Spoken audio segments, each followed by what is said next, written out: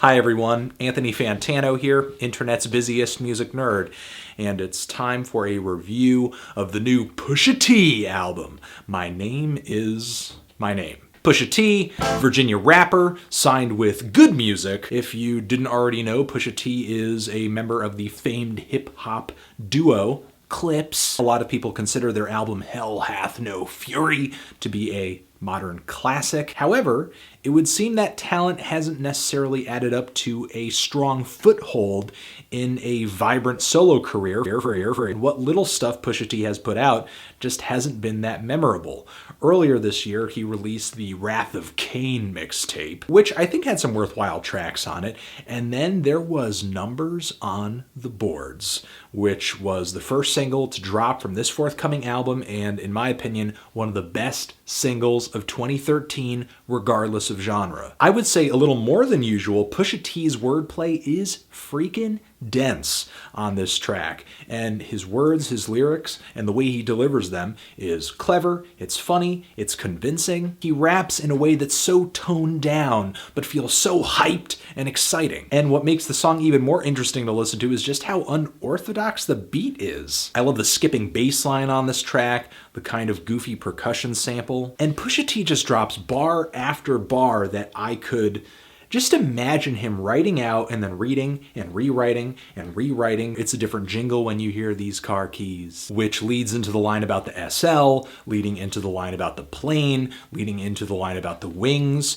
It seems that with Pusha T, it's either every line is just filled with wordplay or has a reference back to the previous line or has a reference forward to the next line. So after I heard Numbers on the Boards, I folded my hands and I prayed that consistently on My Name Is My Name, the beats would be adventurous, that the bars would be hard as steel, and that the features would be enjoyable. And then came more singles from this thing, and it seemed like I was kind of getting my wish. Like with songs such as Nostalgia. For one, I love the beat on this song. I love the wailing guitar note that repeats over and over and over. The hand percussion that seems to skip and drag a little bit in a kind of interesting way, really making the groove flow and swish back and forth like a bucket full of water.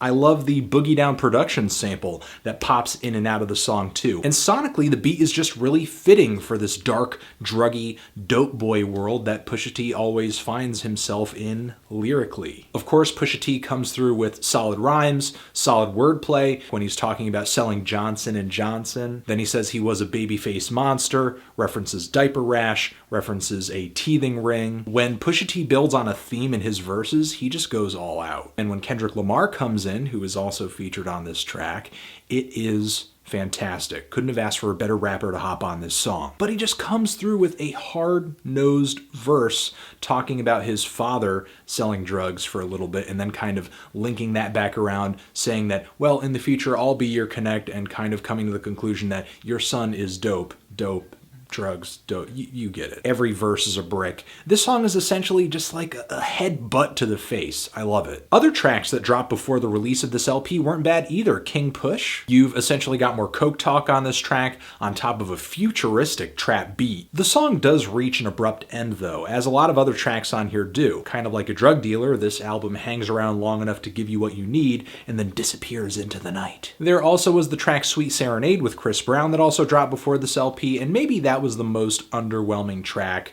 to be released before My Name Is My Name came out. The chorus, which Chris Brown sings on, was so toned down that it almost felt like a little anonymous, like that really could have been anybody singing on this track. The beat had these really ethereal tones hanging in the background that I loved, some really crisp 808 drum sounds. Again, Pusha T comes through with dense bars. I think one of my favorite series of lines from him on this track comes from the final verse, where he says that his Ouija board doesn't lie to him, and he knows what MCs are alive to him and that the competition is dead to him. And not only does My Name Is My Name have some pretty solid singles, but there are some deeper cuts on here that are enjoyable too. The song Hold On features some production from Hudson Mohawk, also has Rick Ross on a verse here too. A song that is not quite as hard-hitting as the song Millions, which was on Pusha T's Wrath of Cain mixtape, maybe a little more enjoyable because of how gruff that song is. But Hold On does kind of bring an introspective side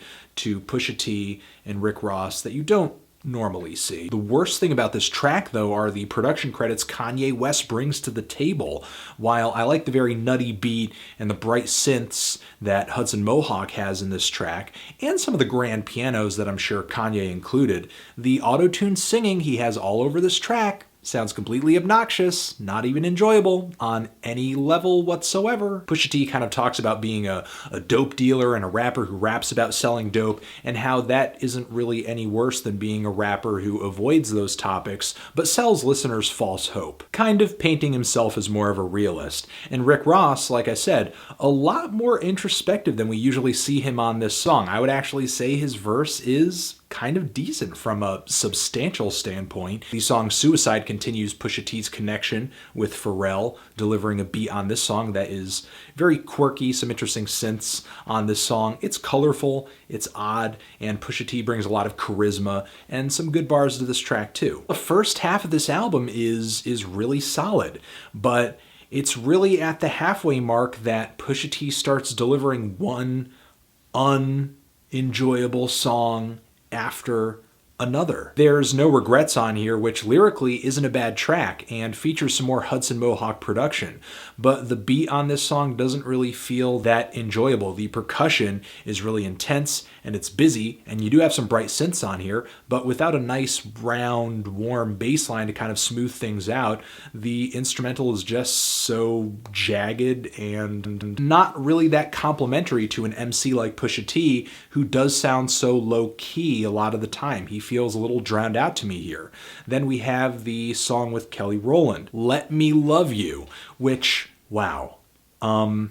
No clue why Pusha T did this track. It just sounds like a Mace song. Not even like, oh, it's a little influenced by Mace. No, it just sounds like a song that would have been on Mace's Welcome Back album. From the instrumental to the cheesy R&B hook to Pusha T's cadence on this track. It's all just a dead ringer for a very forgettable Mace song, and all Pusha really did on this track is just make a song that sounds dated from the word go. It's tracks like this that really make me feel like Pusha T's best songs on this album are the ones with non-melodic hooks or just simplified hooks, because when you have songs on here like Pain with Future, which I'm not surprised at this song that this feature happened, because you did have Kevin Gates on Pusha T's last mixtape doing what was essentially a Future impression, and now here he has the real thing. Was this hook even written? It just kind of sounds like Future completely ad-libbed it in this really unintelligible, unenjoyable,